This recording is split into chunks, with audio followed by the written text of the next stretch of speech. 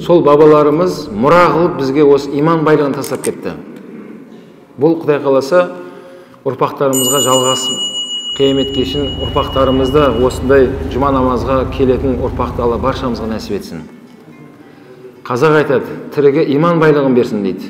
Өмірден өткендерге иманы жолдас болсын дейді. Біздің жинап алып кететін сол ғана бауырлар. Қалған қазір әрқайсымыз мына өмірдегі пайдаланып жатқан мына мүлік, зат, оның бәрі осы өмірде ғана қолданатын уақытша аманат, бірақ бәрі артымызда қалады. Біздің сондағы ұтқан ұпайымыз, жиып тергеніміз өмір бойы иман байлығымыз екен. Сол иман байлығы Алланың құзырына бізді алып барады. Сол бізге пайда береді. Оған ешқандай күмән болмау керек. Міне жаңа айтып жатқаным сол, біз өте бай халықпыз. Сол байлығымыз иншалла бауырлар ұзағынан болсын. Алла сол иман, исламнан айырмасын бізді. Енді Пайғамбар алейхиссалам айтады: "Саласу ман кунна фихи важада халаватл иман." Кімнің бойында мынадай үш қасиет топталатын болса, ол адам иманның байлығының ләззатын татып жүреді дейді. Қазір кейде естіп жатамыз, иманды халықпыз, мұсылманның баласы, бірақ деген нәрсе басталады. Неге ол осындай пендешілікке барды? Неге осындай оңды-соңды пендешілік жасап жатыр деп естіп қаламыз? Неге десе, ол адамда иман бар, бірақ иманның ләззатын татпаған адамдар дейді. Сол иманның рахатын көру үшін Пайғамбар бізге үйретіп кетті, біздің бойымызда мына үш нәрсе бірге жиналып тұру керек. Яғни біреу болмай қалса, екеу ғана болса, онда камил болмай қалады да, біз иманның несін көре алмай қаламыз, рахатын, ләззатын татпаймыз.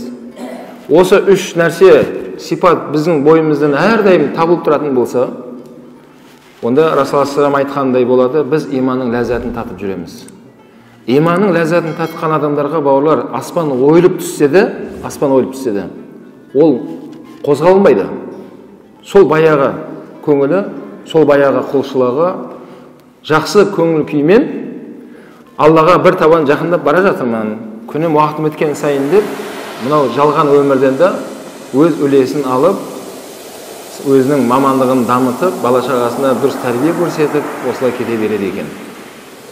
Сол иманымыз, кейде айтамыз, иман әлсіреп кетті дейді. Кейде маған сұрақ қояды: иманым әлсіреп кетті, ұстаз, не істесем болады, қайтсем болады деп маған жазады жеке парақшама, кейде телефон шалып деген секілді. Бауырлар, бәрімізге сол жауабын адамзаттың асыл тажы сүйікті пайғамбарымыз Мұхаммад алейхиссалам айтып кеткен, осыдан 14 ғасыр алдын. Бәрімізге қатысты мәселе, міне жаңа айттым, бойымызда иман деген өте үлкен байлық бар. Бұл иман байлығын Алла Тағала сүйген пендесіне ғана береді. Ал дүние нығметін Алла Тағала сүйгенге де, сүймегенге де бере салады деп айтты Пайғамбар алейхиссалам. Енді сол иман байлығымыздың рахатын көруді нәсіп етсін. Соның біріншісі аякун Аллаху расулаху ахабба илайкум мимма сивахума. Иманның ләззатын татудың бірінші сипаты біздің жүрегімізде, уайым қайғымызда Алла және оның расулы пайғамбары тұру керек. Ұйқыдан шырт етіп оянған кезде бірден Алла және оның расулын салауат айтып, Алланы мақтап, міне бүгін күн және Алла сен маған мүмкіншілік бердің, Алла саған шүкір айтамын, бүгінгі күніме баракат бер деп бисмилля деп орнымыздан қарқып тұрамыз да, барып дәретімізді алып, таң намазымызды оқып, сол күнгі ризығымызды Алладан баракатын сұрап, иншалла, осылай өміріміз басталу керек. Әрбір таңымыз біздің. Жүректе не тұру керек екен? Бірінші, Алла және оның пайғамбары тұрады. Егер мына жерде Алла пайғамбар тұрмайтын болса, оның орнында дүние ма, нәпсіге қатысты жаңадай бір басқа мәселе ме тұратын болса, онда біздің иманымыз кәміл емес. Оған дәлел айтайын. Пайғамбар алейхиссалам Омар ибн Хаттабтан сұрады: Омар досым деді, бауырым, сен кімді жақсы көресің деді, көбірек. Расул, өзім жақсы көрем деді. Одан кейін Алла, Расул жақсы көрем деп, ретін айта бастады. Кейін одан кейін әйел бала шағам деген секілді. Кейін Расул айтты: Омар, сенің иманың толық емес екен ғой деді. Иманың кәміл емес сенің деді. Кейін Омар ибн Хаттаб не айтуым керек еді деді. Сол кезде Расул айтты, Алла Расулды айтуым керек сен бірінші. Одан кейін өзіңді айтуым керексің деді. Кейін Омар ибн Хаттаб кішкене кідіріп үндемей тұрды да, кейін қайтадан, я Расулалла, менің жүрегімде осы сәттен бастап Алла Расул тұрады деді. Одан кейін өзім, одан кейін мына армен қарай кете береді. Сол кезде әл-ана я Омар, әл-ана я Омар деді пайғамбар алейхиссалам. Ей Омар, міне иманың енді кәміл болды сенің деді. Ей бауырым, иманың енді кәміл болды сенің деді. Кейін сахабалар сұрады, ей Омар, сен пайғамбар алейхиссалам айтқан кезде үндемей тұрып жауап бердің дегенде, мен алдын өзім деп жүретін едім, өзімді жақсы көремін. Өзім деп айтайындай қарап отырсам, исламға дейін мен ешкім емес едім дейді. Осы діннің арқасында әзиз болған екен мен. Діннің арқасында мен Омар болғанымды мен сезіндім дейді ана кісі айтады. Яғни ислам дінінің келгенге дейін біздің өмір ұстанымымыз мүлдем басқа еді. Ол заманда жахилет заманы күнәні адамдар жарысып істеген соншалықты шегіне жеткізіп тастаған. Арақ шарап деген нәрсені олар сусын орнына ішетін еді. Әйел адамдың ешқандай қадір қасиеті жоқ. Құл базарларда әйелдер сатылатын. Әкесінен қалған сол әйелдері, қатындары балаларына мұра болып қалатын. Балалар оны қосақтап, базарға апарып сатып, сондай күн көріп жатқан замандар еді дейді.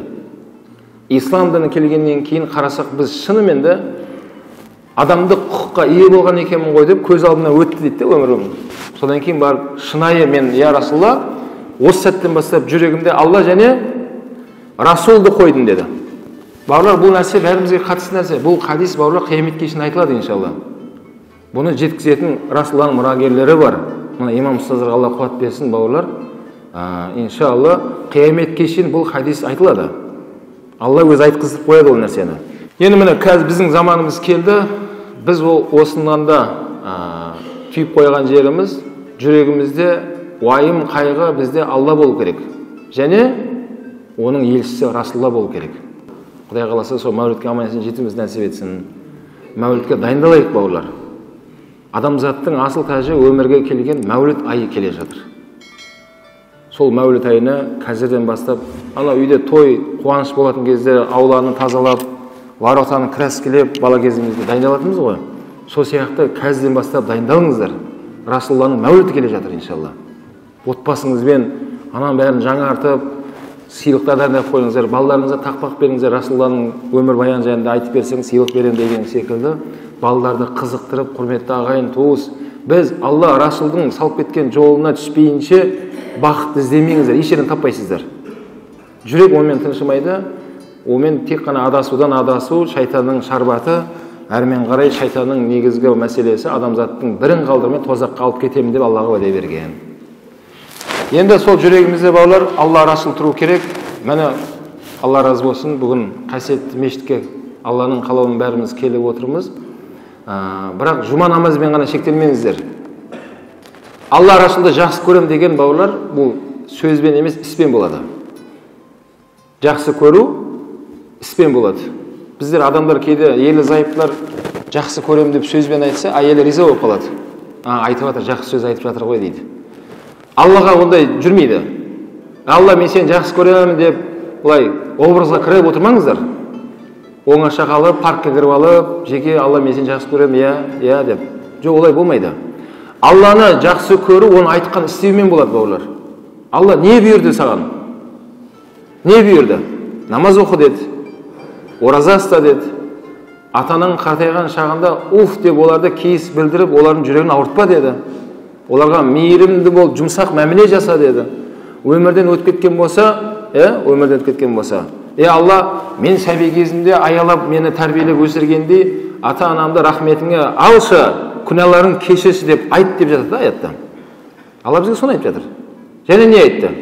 Алла тағала айтып жатыр, арақ ішпе деп жатыр. Ат өшкілі араққа жолама. Өтірік сөйлеме. Өте ықылас болған зина дегенге жақындамаңдар. Алла бізге соны айтып жатыр. Карта ойнама, наша шекпе. Сол букмекермен айналысып жатқан жігіттерге Алла хидаят берсін жүректеріне. Әлі тірі болса, мен айтып сәлем айтыңыздар, анау ненің бәрін жауып тастасын. Ойын қанасын, ана жын қанасын бәрін жауып керек. оның бәрі арам, түсінесіз ба? Алла оған әлі өмір беріп жатқан болса, соны ашқан жігіттерге оларға Алла мүмкіншілік беріп жатыр оларға. Әлі тәубасына келіп қалуға оларға шанс бар. Сәлем айтыңыздар, жапсын сол бәлесін. Өткенде жап-жас балалар ол әлі білмейді балалар. Әлі несі қатпаған, олар қызық, оларға бір-біріне қызықтырып, ана ойын ойнағанына мәз болады. Бұл ана үлкен казино деген ойынның баспалдағы екен, букмекер деген бәле. Балалар сояққа кетеді екен болашақта. Соның басында осы жердегі ашқан азаматтар тұрады. Қияметте Алланың алдында қарабет болады, Алла сақтасын. Періштелер ондай қарабеттерді мына жүзімен жерді сүйреп алып келеді деген. Аяқпен жүргізіп алып келмейді. Осы әлемде жазасын өтеуге алып келетқан, анау сотталып жатқан адамдарды адам құсап аяғымен алып келеді, дұрыс па? Бұл үкім шығып қойды. Сотталып жатыр біреу. Алла жеңілдік берсін. Бірақ әлемде ондай не жоқ? Бетімен сүйреп алып келіп, камераға тығып деген ондай жоқ еш жерде. Адамды құқық қорғалады да. Ояқтың правиласы басқа. Ояқта жаңағыдай қарабеттерді дейді. Мына бетімен жерді сүйреп алып келеді деген періштелер. Алла сақтасын, бауырлар, ондай сондай уақыт келеді, жаба алмай қаласың сен. Өткен қатеңді қайтып келіп турлай алмай қаласың. Уақыт өтіп кетіп қалған. Сол үшін, бауырлар, біз кеше дәрісте айтқан болатынбыз. Бәлкім біз сондай өмір салтын ұстанайық, адамдарға, адамзатқа пайда келтіретін кеңсе ашыңыз, адамдарға пайда келтіретін спорт кешенін дамытыңыздар, сауда орталығын дамытыңыз, жастарға бір пайда келтіретін, қызықтыратын, бірақ арам ақша емес. Ол арам ақша арамдығын қылады бәрібірде. Ол ешқашан саған баракат алып келмейді. Мен Алланы жақсы көру осылай болады, бауырлар. Яғни оның айтқан істемен болады. Алла нені бұйырса орындау керек. Алла неден тыйым салған болса, тыйылу керек. Алла Расулды жақсы көру, ол сөзбен емес, осылай амалмен болады. Амалмен болады. Немесе жастарға айтарымыз, жарайды, ондай жаңағыдай букмекер ойынханаға бармаса да, трамадол деген мәселе әлі маған жазып жатыр. Білесіңдер ғой, ана жастармен бастарын изеп жатыр бәрі. Білем. Қалтамда бар қазір деп жатыр. Лақтыр қазір, мешіттен шықты, анау неге лақтырып кетіңдер. Сен өзіңнің Құдай берген денсаулығыңды былғамаңдар, жігіттер. Және айтам, ол вариант емес. Ол жай ғана сезімге берілем деп сен құны жоқ денсаулығыңды сатып жатсың да, арам нәрсеге. Қазір жап-жас балалар шіріп жатыр. Ол бәле ана нені шірдеді екен ғой. Етті сүйектен ажырайды екен. Тырнақтары түсіп жатыр балалардың. Кәдімгі ішінен рак пайда болып, мына ет неден шірейді? Сүйектен ажырайды екен. Бұндай процесс негізінде адам қайтыс болғаннан кейін 40 күннен кейін болатын нәрсе негізінде. Бізде қазақта 40-ын береді ғой. Ағайын туыс жиналады да, анау марқұмның 40-ы еді, ас береміз, келіңіздер деп адамдар жариялайды халыққа. Барып, соның көңіл айтып, 40-ы екен ғой атамыздың деп кіріп шығамыз деп барады халық. Бұл нәрсе енді не нәрсе десеңіздер, шариғаттан оны бұйырған нәрсе емес, дәл сол 40 күннен кейін солай істеңдер деген мәселе емес. Бірақ ол күні не болады десеңіздер, мынау қабір әлемінде есік жабылады ғой, қабірдің есігін. Ауа жоқ ананың ішінде. 40 күн бойы жатқан жаңағы дене ісініп, өрде ана бүктір бактериялар оянып, ет сүйектен ажырап ағып жатқан күн ол. 40 күннен кейін солай болады. Сол кезде туыстары мына жақта бәрі жиналып, ана марқұмға жеңілдік сұрайды Алладан. Алла өзің жеңілдігіңді бер. Алла өзің күнәларыңды кешір. Рахматыңа ал деп Алладан жеңілдік сұрайтын күнді 40 деп айтылады.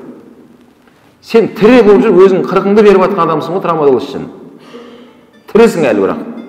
Тірі кезінде өзің неңді беріп жүрсің, 40-ыңды беріп тастап жатсың. Керек болса саған, жігіттер ойланыңдар. Және айтам, ондай нәрсе бұл медицина саласында өте адам жаңағыдай бір жағдайға түсіп қалса, шыдай алмай, ауру асқынып кеткен кезде берілетін обезболивающий нәрсе екен ол. Адамды сәл болса да тыныштандыратын нәрсе. Соны ішіп алып, жастар әлі жазып жатыр маған, әлі сұрап жатыр. Ондай арам нәрсемен айналыспаңдар. Міне, Алла Расулды жақсы көресің ба? Я жақсы көремін. Оны айтқан істе. Шариғатымыз Алла айтады, әрбір денсаулыққа зиян келтіретін нәрсенің бәрі арам болады.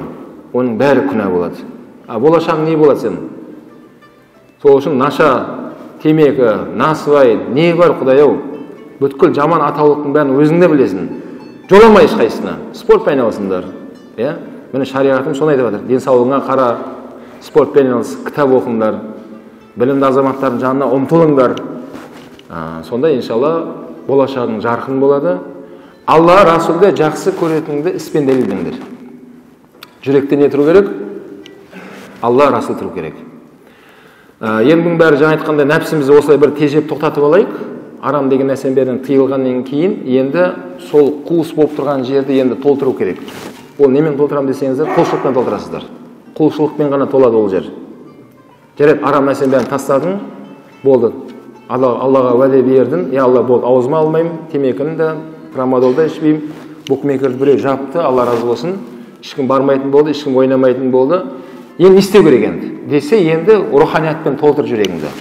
Руханият деген құлшылықпен толтыру керек. Алла мейірімді, Алла субхана ва тағала өмірімізде бір мәрте намаз сәждеге бір жығылып, сонымен болды қылса да Алла қадір еді. Өйткені мынау үлкен қажылық өмірімізде бір мәрте ғой. Бір мәрте барасың, болды мойныңнан түсіріледі. Бір Алла мейірімді, Алла субхана ва тағала біз пендеміз, біз ұмытамыз. Әй ұмытушы пендем деп Құранда осында көп мәміле қылады бізбен. Я айюхан нас деген мағынасы әй ұмытушы пендем дейді. Ұмыт кетеміз біз. Сол ұмыта беретіндігімізді Алла Тағала ескеріп, бізді 5 мәрте тікелей байланысқа шақырады Алла. Сіз намазға келіп, құблаға қарап тұрып, жүрегіңізді бәрін тазалап, Раббыммен байланысам да Аллаху акбар деп такбир алып намазға тұрған кезде біліңіз, Алламен тіке байланыстасың сен. Арада ешқандай періштелер, басқа дәнекер болмайды. Алламен пенденің арасында намазда тіке байланыстасыз. Бұл Алланың рахматы бауырлар. Фазкуруни азкурукум дейді аятта. Сендер мен еске алыңдар, мен де сендерді еске аламын. Вашкурули вала такфурун. Маған шүкірлік айтыңдар, күфірлік келтірмеңдер дейді.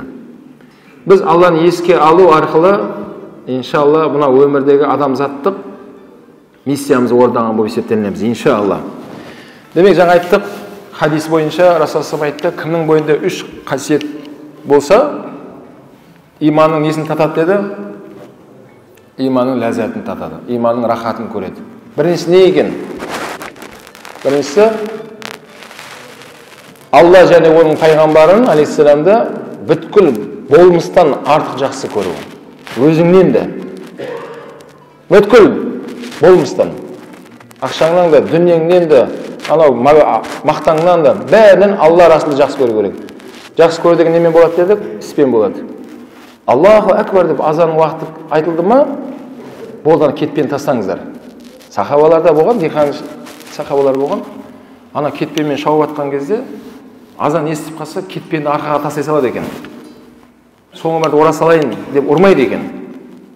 Азан уақыт келді ма, дүние арам болды маған деп сахабалар кетпен арқаға тастайды екен де, дәретханаға барып, дәретін жаңалап, намазға асығатын едік дейді. Бауырлар, біз де соған жетпейінше біздің біріміз екі болу қиын болады. Өйткені мынау жинаушы Алла, құраушы Алла, оны шашып жіберуші де Алла. Біз құрай алмаймыз еш нәрсені. Яғни бір тиынды екі тиын қыламайсың сен ешқашан. Оны құраушы Алла субхана ва тағала. Сол Алланың құраушы Алла болса, демек оны айтқанын істеумен болады. Сен оны айтқанын істе, енді сұра. Бақара сүресінде Алла соны айтқан. Сендер менің айтқанымды істеңдерді, одан кейін мен сендердің дұғаларыңды қабыл етемін дейді аятта. Міне сол жүрегімізде Алла оның пайғамбары тұрса, иншалла, онда иманның ләззатын татудың бірінші басқышы өттік деп есептейміз иншалла. Екіншісі, айюхиббал мар'a ла юхиббуху илля лилла. Екінші сипаты, бір адамды құрметтейтін болсаң, Алла үшін құрметте дейді. Бір адаммен дос болатын болсаң, Алла үшін дос бол. Біреуді сыйлау керек болса, Алла үшін сыйла дейді. Мансап үшін емес, бір пайданы көздеп емес. Достар араласайық, дос болыңдар, бірақ кім үшін болсын ол? Алла үшін болсын. Ой, анау сондай жақындап жанында жүре берейін, бір пайдасы тиіп қалар маған деу үшін не емес. Ондай дос, ол дос емес ондай адамдар. Уақытша ол пайдаланып жүрген нәпсі құмарлық, сондай пердешілікке салынған адам деп айтылады. Ондай дос деп айтылмайды. Дос, Расул айтады, нағыз шынайы дос, сен оны көрген кезде ақыретті еске салатын дос деп айтқан пайғамбар алейхиссалам. Сондай достарды тауып алыңдар. Ондай дос қаяқта десеңіздер, мешітте міне. Ол жаңа букмекерде емес. Ол жақтан іздемеңдер. Ондай достар қайдан табуға болады? Міне мешітте имамдар дәріс береді. Дәріс бола ма мешітте? Болмай ма? Иә, болады. Міне осы жерге келсеңіздер, сіз іздегенді басқа да іздеп осы жерге келді. Сол дәрісте отырып, танысасың, араласасың. Имамның жанындағы шәкірттердің бәрі Алла Расулы жақсы көретін балалар. Шынайы достар солар, иншалла. Ертең қияметте де шафағат ететін достар солар болады саған. Ол үшін бауырлар, біреуді құрметтейік, сыйлайық, үлкенді ізеттейік, кішіні ізеттеп, үлкенді құрметтейік. Дініміз осы нәрсені айтады, бірақ оның бәрі Алла үшін болсын. Құдаңызды сыйлаңыз. Құда болғандықтан емес. Құдай қосты балаларды, енді Құдай үшін. Құдаңызды Құдай үшін сыйлаңыз. Арақ қойып сыйламаңыз ол кісіні. Оны шариғат бойынша сыйлаңыздар, құдалар. Сөзі сіздердің құдалықтарыңыз, иншалла сөзде жаңағыдай қазақ айтады ғой, күйеу 100 жылдық, құда 1000 жылдық деп жатады. Сіздердің 1000 жылдық құдалықтарыңыз сөзде басталады. Неге? Өйткені сіз құдаңызды кім үшін сыйлайсыз? Алла үшін. Жастарды Алла қосты. Сен ол құдаңды қаладың ба, қаламадың ба, бірақ Алла қалады. Бұл Алланың қалауымен ғана адамдар бір-біріне құдаласады. Алланың қалауымен жаңағыдай лауазымға жетесің, көршіге біреумен көрші боласың деген секілді. Бүткіл мүлік Алланыкі, біз оған иман келтірдік, енді соған бойынсынамыз біз. Әрбір сәтте, демек, біреумен аралассақ та, біреумен жек жатпасаң да, құда болсаң да, бәрін кім үшін сыйлау керек? Алла үшін сыйлау керек. Алла үшін сыйлаған кезде, бауырлар, ол тәтті болады. Ол ұзаққа созылады. Көз бояушылық бетіне күліп тұрып, сыртынан боқтап кетуге болмайды. Онда ол сыйлап жүрген адамдар емес. Былай сыйласып тұрады да, сыртынан барып ғайбат сөйлеп жатыр. Жоқ, ол Құдай үшін араласқан адамдардың әңгімесі емес. Құдай үшін сыйлаған адамдар оны көз алдында тұрған кезде қалай оның құқықтарын қорғаса, адамгершілігін сыртынан да сөйтіп қорғап жүре береді. Ол туралы біреу бірдеңе сөйлеп жатса, бірден тоқтатып тастайды. Бауырым, тоқта. Сен не айтып жатсың? Сен сол айтып жатқан сөзіңе дәлелің бар ма? Жоқ десе, онда ол теманы жап сен. Қазір сен айтсаң, сен де күнә аласың, тыңдасаң, мен де күнә аламын. Деп, Құдай үшін сыйлаған адамдардың сыртынан да сөйлетпейтін адамдар сөйтіп жүреді екен. Мың сол сауап болады, бауырлар, сол кезде біз иманның ләззатын татамыз. Біздің бойымыздағы жаңа иман байлығы бізге мынау жалған өмірде де өйстіп, рахатын көріп, кейін артынан естіп жатасың сен. Анау пәленше, өткенде сен туралы біреу айтып жатқан еді, анау бауырың, досың, оны аузын жауып тастады ана жерде. Ол туралы үйіп ғайбат сөйлемеңдер. Бетіне айтсай барып, жігітсің ба, барды бетіне айт, тірі ғой ол кісі. Деген еді, ана кісі үндемей қалды. Оны сен естіген кезде риза боласың. Альхамдулилля, менің ақыреттік бауырым ғой деп қоясың. Сол кезде адам иманның ләззатын кәдімгідей сезініп, сөйтіп дами беретін нәрсе екен да бұл. Бұл екіншісі еді. Демек, біріншісі не болды? Иман ләззатын тату үшін біздің жүрегіміз Алла, оның Расулына. Ол немен болады дедік? Сөзбен емес, іспен. Міне намазды бауырлар ниет қылып жүре бермеңдер. Бастау керек намазды. Қаншама адамдар өмірде ниет қылып өтіп кетті қаншасы. Құдай қаласа дейді. Құдай баяғыда қалаған саған. Құдай тағала сен 12 жаста намаз оқуыңды қалап қойған. Сен өзің қаламай жатсың. Өткен Алла мейірімді, анау жануарлар құлындаған кезде құлын аяғын тұра алмай жатыр. Көзін әлі дұрыс ашпаған, бірақ тұра сап енесін іздеп жатыр. Емемін деп. Оған кім үйретіп қойды сол нәрсені? Кім үйретті оған? Алла үйретіп қойған. Сол сияқты бізде көзімізді ашпай, беліміз бесіктен шыға салысымен, бірден сәждеге жығылып кете беретіндей қып қою Аллаға қиын емес еді. Бірақ Алла субхана тағала мына жалған өмірде біздің еркімізге салды. Өйткені Адам алейхиссалам жәннатта жеме деген бірақ жеміс сондағысы. Соны шайтан азғырып, Хауа анамыз арқылы Адам алейхиссаламды азғырып жегізді сол нәрсені. Сөйтіп жәннаттан екеуі шығарылды. қиын ой екені айтылды. Демек, мына өмірде сендерге енді еріктеріңе тастаймын деді. Бірақ осы жерге қайттан келгілерің келсе, мына осындай шариғат ережесі бар, соны орындасаңдар, қайттан келесіңдер мына жерге деді. Міне қазір біздің дәуіріміз келді, бізге де сондай ерік бар. Қаласаң намазыңды оқы, қаласаң оқымай-ақ қой. Бірақ оқымағаныңа өзің өкінесің. Мына өмірде де, ана өмірде де. Оқысаң өзің риза боласың. Мына өмірде де, ана өмірде де. Алла мейірімді бауырлар. Бүткіл жаратылыстың бәрін Алла Тағала олардың былайша айтқан кезде настройкасын жасап, осы өмірге бәрін дайындап жібергенде, адам баласын бірақ олай жасамаған. Алла Субхана Тағала бізге ақыл деген сондай нығметті берді де, өз еркімізге тастады. Өзің біл деді, өзің қара деді. Бір Алла мейірімді, біреуміз кеш келеміз, біреуміз артынан келіп жатамыз, біреуміз кейін болады. Бір Алла Тағала сол әлі намазға келмей жатқан күндерімізді ескеріп, Алла Тағала бізді жермен жексен қылып жатқан жоқ, абыройын төгіп жатқан жоқ, кәсібіңді тоқтатып тастап жатқан жоқ. Тәубасына келіп қалар деп Алла асықпайды да. Алла сабырлы ғой. Сабур деген Алланың есімі бұл. Ас-сабур. Алла сабырлы. Біздің де сабыр болғанымызды Алла қалайды. Алла сабыр етушімен бірге дейді аятта. Бауырлар, сабырлы болайық. Бірақ жаңағыдай не намаз мәселесінде құлшылықта кәдімгідей шешім қабылдап, бауырлар, намаз әлі бастамаған кісілерге айтарым, бүгіннен бастап кетіңіздер. Маман ретінде айтайын сіздерге. Ертең кеш болуы мүмкін. Өйткені ертең күнді біз білмейміз. Ол бізге бар ма, жоқ па? Өткен заманға, өткенге салауат, өткенді қайтара алмайсың. Болашақ Алланың еншісінде, оған әлі біз жеткен жоқпыз. Бірақ нақты бүгін өмір сүріп жатсың дейді ғалымдар айтады. Мұсылман адам бүгінмен өмір сүреді. Бүгінгі күннің бәрін шариғаттағы талаптар орындап кетсен дейді. Ертең Алла нәсіп етсе, ертең тағы да сол нәрсені әрмен қарай қайталайсың дейді. Біріншісі, Алла Расул жүректе болу керек екен, міне иман ләззатын тату үшін. Екіншісі, адамдарды Алла үшін араласыңдар. Алла үшін құрметте, Алла үшін сыйла ағаңды, әкеңді, құдаңды, нағашыңды, кім болса да Алла үшін болсын бауырлар. Өйткені Алла жүрегіндегінің ойыңды бәрін көріп тұр. Момын мұсылман адам 200-ді болмайды. 200-лер бетінен күліп тұрады да, ішінен боқтап тұрады сені. Ондайды мұнафиқ деп айтады. Мұсылман адамда онда 200 болмайды. Мұсылман адамда 100 болады. Сырты қандай болса, іші одан да жақсы болып тұрады. Ішінде нұр тұру керек мұсылман адамның. Бауырына деген ойын, шайтан қанша оны азғырып тұрса да торлап тұру керек. Жаман ойды жібермеу керек. Байқамай қалған шығар, үлгере алмай қалған шығар, бір жағдай болып қалған шығар деп оны 70 сылтау іздеңдер деген ғой, мұсылман бауырыңды жабу үшін деген. Біз кейде 7 сылтау іздейміз бе, іздемейміз бе, бірден үкім беріп жүреміз. Оңбаған екен дейміз. Оңбаған анау дейді. Уәдесінде тұра алмады дейді. Жетеуге жеткен жоқ әлі, іздеген жоқ, сылтау іздеген жоқ. Оны ақтаған жоқ әлі. Ал мамандар не деп жатыр, оны сан нешеуге жеткізу керек?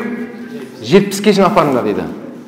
Бір жағдай болып қалған шығар, баласы ауырып қалған шығар, келе жатқан кезде машинесінің доңғалағы жарылып қалған шығар, бірдеңе болып қалған шығар. Алла жеңілдік берсін. Бүйтіп өздеріңді сан 70-ге шейін жеткізуге әрекет қылсаң, ана 15-тен асқан екен өзіңді тоқтайсың сол жерде. Қой жарайды деп қоя саласың. Көрдіңіз ба? Міне сол бауырлар, Алла үшін біз біреуді сыйласақ, сол тәтті болады. Оның өмірі ұзақ болады.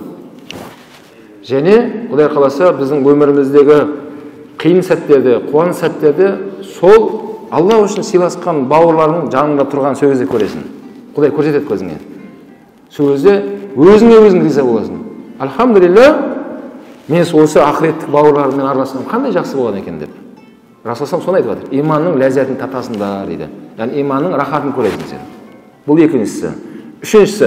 Үшінші сипат біздің болымызда болу керек.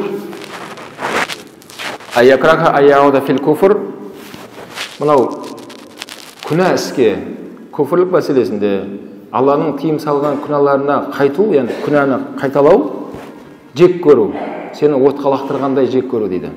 Аяқ қолын жіпке байлап, біреу сені жағай деп жатса отқа, денең тітіркіреп, жаман халде болады ғой адам. Күнәні адам сондай жек көргешін деңгейге жеткізе алсаң сен, күнә деген сасық нәрсені, онда иманның ләззатын татасың дейді пайғамбар алейхиссалам. Сосын жаңа айтылғандай травмадол бола ма, букмекер бола ма, наша бола ма, темекі, жаңа айтқан нәрсені арам нәрсені айтып жатырмын ғой. Сол нәрсені соңын бұл ойлап көрсеңдер, жеркенесің сен. Арақ ішімдікке салынған адамдардың соңын көріп жатсыздар өздеріңізді. Не болып кетті? Не болды? Қаншама адамдар бомж болып, ана мусордың арасында қыста аязда тоңып өліп қалып жатыр. Бірақ ол адамдар да біз сияқты дұрыс адамдар еді. Ол балалар уақытысында өмірге келгенде әулет қуанған еді. Ол өмірге батыр келді. Мына азамат әулетімізге жаңа бір адам қосылды. Мәшесінің арқасына қазаққа плюс бір батыр деп наклейка жабысып жүрді соның әкесі. Бірақ ешкім ойлаған жоқ, ол баланың тағдырының соңы не болып кететінін, бомж болып кетеді деп ешкім тілеген де жоқ, ешкім ойлаған да жоқ ол нәрсені. Енді ол адам айта болмайды, Алла мені сөйтіп жаратқан болса, Алла мен тағдырыма сондай бомж жазған болса, мен не кінәм бар деп ақтауға болмайды. Алла Тағала ешкімнің тағдырына арақ ішсін деп жазбайды олар. Ешкімді травмадол ішсін деп жазбайды Алла. Казино ойнасын деп Алла ешкімге жазбайды. Адам өзі сол жолды таңдайды, ерікті түрде шешім қабылдап, кәдімгідей қалап өзі кіріседі. Алла сол кезде періштелерден соны жазады. Мына жолды таңдайды өзі. Осы жолды жазыңдар дейді. Бұл деген мәжбүрлеу емес. Сенің не таңдайтыныңды Алла біледі ғой. Сол үшін бауырлар, тәубеге әлі кеш емес. Күнә деген ықылас, кір нәрседен бауырлар өте ықтият болыңыздар. Сапар өте ұзақ бауырлар. Қиямет сапары өте ұзақ. Қазір біздің өмір сүріп тұрған дүние әлемі, оны Расул саламға айтқан. Я Расулалла, анау румдықтар, Рим империясы ғой енді. Анау румдықтардың корольдарын көріп жатық, я Расулалла. Не деген қасырларда өмір сүріп жатыр? Сіздің тырнағыңызға арзымайды солар. Сіз бізге жарайды деп айтыңызшы. Біз сізге сондайның бірнеше үлкен қасырын соғып тастаймыз, я Расулалла. Деп сахабалары Расулалланың өтінген алдына келіп алды. Сөзі Пайғамбар айтты, жоқ, қажет емес деген. Өйткені мына өмірге келетін осының анықтамасын сендер айтатын болсам деді, бұл деді бір үлкен сахара жапан далада бір жолаушы келе жатқан еді дейді. Далада. Сөйтіп далада бір талға кезікті, астында қалың көлең кісі бар еді дейді. Сөйтіп жаңағы сөмкесін асынып келе жатқан жолаушы оны айналып өтіп кетуі мүмкін емес. Сол талдан басқа айдала еш нәрсе жоқ жерде. Сол талға келіп, көлеңкісінде отырып, кішкене демін алды дейді. Аяғын созып, кішкене суын ішіп, демін алды. Сөйтті де, қайттан орнынан тұрып, сөмкесін асынып алды да, қайт жүріп кетті деді. Сол талдың астында отырған көлеңкі осы өмір деп айтты Пайғамбар алейхиссалам. Бәріміз ұзақ сапардан келдік мына әлемге. Алдымызда әлі не күтіп тұр? Қиямет сапары күтіп тұр. Сол қиямет сапарына амал дәптерлеріңізді сөмке деп қабылдаңыздар. Чемодан дейсің бәрі, рюкзак дейсің ба? Соның ішіне ешқандай пайдасы жоқ, ықылас, кір, күнәні толтырмаңдар. Өзіңе ауыр болады ертең. Сенің сөмкеңді ешкім көтеріспейді ертең. Өзің терлеп, өзің азаптанасың. Десің ба? Екінші біреулер бар, сөмкесіне тек қана пайдалы нәрсені жинаған. Намазы тұр, құлшылығы тұр, ата-анасына қызметі тұр, көршіге адалдығы тұр, досқа адалдық, бәрін жинай берген де тірі кезінде. Уақыт сағат келген кезде сөмкені аузын жауды да арқалап та кетті. Қандай сапарға кетті ол десе, қиямет сапарына кетті. Алланың құзырына шейін бауыры алдымызда үлкен сапар келе жатыр. Сол сапарға дайындық қой, мына қазір жүрісіміз бәріміздің, мешітке келуіміз, намазға жығылуымыз иншалла. Ертең Мәулид айында Алланы ұлықтап Расулға салауат айтуымыздың баршасы сол сөмкемізге бір сауап жинағымыз келеді. Сол ертең ақырет сапарында соның рахатын көргіміз келеді, пайдасын көргіміз келеді. Бауырлар. Міне осы үш нәрсе айтылды хадис бойынша. Саласу ман кана фихи важада халаватл иман деп Расул хадисте айтты. Кімнің бойында мынандай үш қасиет біріксе, сөзсіз ол адам иманның рахатын көреді, ләззатын татады деді. Біріншісі, Алла Расул жүректе бірінші орында сол тұру керек. Ол деген жаңа намаз уақыт келді ме оқып таста, Рамазаннан келе ме оразаңды ұста. Жаңа мынау мақтамен айналысатын бір кісілермен кездестік мына жерде. Айтып жатыр, дұға қылсаңыз дейді. Адам бауырым, дұға қыламыз деймін. Бірақ дұғамен мәселе бітпейді ғой деймін. Дұғамен бітсе, оны істейміз деймін. Бірақ мәселе онымен бітпейді деймін. Қазір сен Меккенің бас имамына келіп дұға қылдырсаңдар, ықылап болмайды. Мәселе онымен шешілмейді деймін. Не істеу керек дейді. Сен мақтаның ошырын беріп жатсыңдар ма деймін да жігіттерге. Зекет ушыр деген нәрсе бар. Мысалы, кәсіпкерлер кейде айтады, кәсібімді оңай жүрмей жатыр дейді. Бірден сұраймын, зекетін беріп жатырсың ба деймін. Өткенде анау қаланың ішінде ана бір светофорда берген тинтебені дейді. Ол тинтебен садақаңды айтпа. Ол зекет емес, есептелінбейді ол. Ана бір отбасыға бар қой апарып бергенің, кеше ана балалар акциясы болып мектепке біреуге сөмке алып бергенің, ол зекет емес. Оның бәрі өзіңнің қосымша бонус дейміз ғой, Алладан қосымша сауап алып жатқан амалдарың сенің ол. Ал бірақ ол зекет емес ол. Зекет болу үшін кәдімгідей бүткіл мүлкіңді есептеп жазасың, кәсіпкерлер. Егіншілер болса, бүткіл гектарыңды есептейсің, қанша гектар мақта ектің сен. Соның бәрін толық санын шығарасын, соның 10-нан 1-ін бересің. Ошыр деп айтқан сол. Мына яқтағылар 40-тан 1-ін берсе, жаңағы кәсіпкерлер, бұлар 10-нан 1-ін береді. Сол 10-нан 1-ін берсе, онда мақтан кетеді армен қарай. Нарқы да әдемі болады, өнімі де әдемі болады, берекелді болады. Онымен Құдай қаласа қажылыққа да барасың, балаңды да үйлендіресің, әдемі көлігіңді де аласың, әдемі үйіңді де аласың. Бәріне жететін қылып қояды да Алла Тағала. Неге? Сен оның несін беріп тастадың? Егіннің зекетін беру керек болады. Ол парыз. Немесе былай түсіндірейін. Мына құбыр деп айтайық. Мына құбыр, су жүретін құбыр ғой енді. Мына құбырдың іші неге толып қалады? Лайға деп айтайықшы, лайма бір ыбырсыққа толып қалған. Осы құбырды тазаламайынша, мына жақтан қанша таза суды алып келсең де өтпейді. Мына іші толып қалған. Зекет деген ғалымдар сөйтіп айтқан. Мына ішінде сен шығарсаң, зекет деген сенің дүниеңнің кірі деген сөз. Мына кірді шығарсаң, құбыр ашылды ғой. Енді қайтадан өтеді мына сулар. Өткенде де әдемі өтеді. Зекет деген не екен? Дүниеңнің кірі. Кірін беріп тастау керек. Оны алатын адамдар бар. Сен оны өзің арам нәрсені ұстап жүре берме. Бермесең не болады? Бермесең, жаңа айтқандай, өмірде көп қиыншылық көресің, небір сынақтарда жүресің, басың шалмай. Және ең қауіпті қатер жері, бауырлар, хадисте келеді, Расул саллаллаху алейхи қабірде дейді, қабірде. Сол зекетін бермеген дүниең улы жылан болып шығады сен дейді. Жағыңнан тістеп тұрып шаққан кезде дейді хадисте. Айтады екен ол. Мен деп ағайын туыспен жаға жыртысқаның есіңде ма? Мен деп қанша адамдардың хақысын жеген едің. Мен жақсы көресің ғой сен. Енді мін соның рахатын көресің енді деп. Жылан, улы жылан дейді хадисте. Алла сақтасын. Ана қабірдің іші тар ана жер. Ешкім ешқайда қашып кете алмайды ана жерден. Шыңғыртып жаны жылан шаққан кезде дейді, Алла сақтасын, оның уы өте ащы болады дейді. Сол кезде адам қатты өкінетті, ондай мені айналысқанға өкініп кетесің, бекер болғанына өкінесің, бірақ бәрі кеш оның бәрі. Сен қайттан келіп, оны тұра алмай қаласың. Болсын бауырлар, міне, Алланың айтқан істе деген нәрсе жаңағыдай. Бәракат керек па? Алла Расул жүректе болсын. Біреуді Алла үшін құрметтейік, және күнә деген сасық, ықылас нәрседен аулақ жүрейік. Осы үш нәрсені жинап алайық, иншалла. Құдай қаласа, Алла өмірімізге берекет береді. Иншалла, қол шығуымызға берекет береді. Мынау жалған өмірде де рахаттанып, мәнді мағыналы сүруге болады. Сол арқылы ақыретке көп азық жинайды екенбіз. Енді құрметті бауырлар, мына уақытымыз жұманың уақыты таяп қапты. Біз мынау сондай ниет етіп, мынау келдік. Жаңа айттым, мынау Жорабек имам бастаған дін қызметкерлерінің шақыртуымен, және осы мынау Жетісай шаһарында енді аттарын атап түстерін түстемей қойын. Бауырларымыз 2 күннен бері жарғылақтары жастыққа тимей, тікесінен тік тұрып қызмет жанымызда жүр. Осы жерде азаматтар. Алла разы болсын, сол жігіттердің ұйымдастыруымен біздер келдік сіздердің алдарыңызға. Мен баршамызға ақсақал.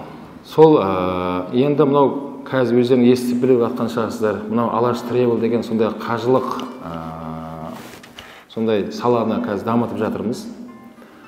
Ол мақсатымыз қажылық компаниялары біреу екеу емес, олардың саны бар. Сол көптің бірі болайық деп ашқан жеріміз жоқ ешқандай. Ниетіміз сол руханиятты, сол қасиетті құтты мекенге адамдарды алып барып, қаншама намаз оқымайтын кісілер барады екен қажылыққа, умраға. Сол жақта да не бір жаңағыда салафилер бастаған, не бір тағы басқа да топтар толып жатыр, ол жақта да, мына жақта да. Солар жетегінде кетіп қалмасын. Дұрыс намазды үлгісін көрсетейік, қолшығына көмектесейік, сұрақтарын жауап берейік деп 10 күн жасын жанында бірге барып, бірге тұрып, бірге қайтамыз біз. Сондай Алаш деп осындай атын қойған болатынбыз. Мен бір сұхбатымда айтқан болатынмын. Алаш деп тұрғанымыз өйткені біз бәріміз Алаштың ұрпақтарымыз. Алаштың арыстандары осы жолы атылып кетті. Сол бабаларымыз тірі болса әрине ойға баратын еді. Бірақ солардың аңсаған күндеріне Алла біздерге нәсіп етті. Сол марқұмдарға сауабы тисе екен деген ырыммен атында солай деп қойғанбыз да, Алаш деп. Сол Алаш ұжымында жанымызда асыл азаматтар бар, Алла қуат берсін. Сол ұжыммен ақылдаса келе, біз сол Алаштың атынан жолдама біз ұйғарым жасадық. Қазір Алла қаласа атын атаймыз. Осы Жетісай өңірінен бір бауырымызды Құдай қаласа біз сол Алашпен алып кететін боламыз. Умра қажылыққа. Соны Алла қаласа мен таныстырайын. Аты жөнін иншалла Жұмабаева Қалдықызға апамызға беріледі. Бірақ ол кісі келе алмады деп жатыр. Бірақ ұлы осындай екен. Қайда ұлы, қайда апамыздың? Ерлан деген бауырымыз екен. Момын мұсылмандар шапалақ ұрмайды. Мешітте де ұрмаңыз, үйіңізде де ұрмаңыз, тойда да ұрмаңыздар. Аллаху акбар деу керек. Аллаху акбар. Алла жалғыз деп, Алла ұлықтау керек. Сіз ба, Ерлан? Точно сіз ба? Болды. Әзіл ола. Міне апамызды Алла шақырған екен бауырым. Алла сізді шақырсын. Құдай қаласа сіздердің алдарыңызда осы мына Алаштың сертификатын беріп тапсырайық, аманаттарымызды Құдай қаласа. Алла Тағала сіздерді шақырсын бауырлар. Бұл Құдай сақтасын, риясыз амал бізде. Бірақ енді оны қазір кеше жолда келе жатып, жаңағы ұйғардық біз бауырларымызды осы жұмада көпшіліктің алдында әрі басқалардың да кішкене қажылыққа деген ниетінің оянса екен деген ниетпен болып жатыр. Сол үшін бауырлар, Құдай қаласа ниет етіңіздер. Жақсы ниет жарымыз дейді қазақ. Сіздерге де нәсіп етсін Құдай қаласа. Апа, Алла қабыл етсін. Оны біз таңдаған жоқпыз, Алла сізді таңдап тұр. Бұл Алланың қалауы, міне үлкен умра қажылыққа енді Алла нәсіп етіп, Құдай қаласа үлкен қажылыққа барымыз нәсіп етсін. Ерлан бауырымыз қайда? Қуаныштың бұл көз жасы болсын баршамызда, Құдай қаласа бауырлар, иншалла баршаңыз Алла нәсіп етсін.